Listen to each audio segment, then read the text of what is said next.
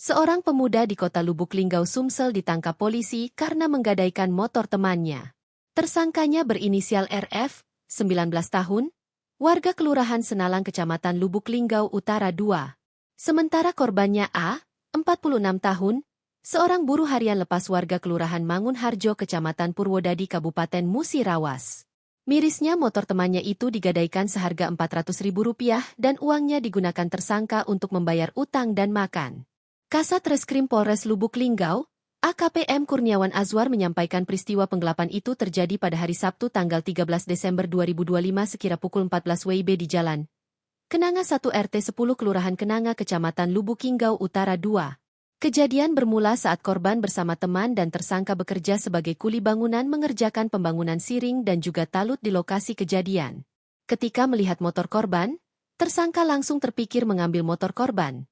Sedangkan posisi korban berada di bawah tebingan sedang mengerjakan talut jauh dari sepeda motor.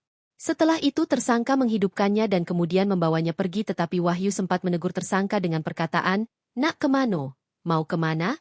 Dijawab tersangka, "Keluar sebentar," karena tidak menaruh curiga. Kemudian saksi membiarkannya pergi.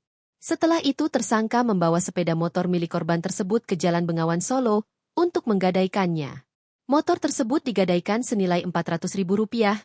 Dan atas kejadian tersebut korban kehilangan sepeda motornya dan mengalami kerugian sebesar Rp6 juta. Kemudian tim Macan langsung mencari keberadaan tersangka YG, kemudian didapatkan informasi bila tersangka sedang berada di salah satu rumah tidak jauh dari lokasi.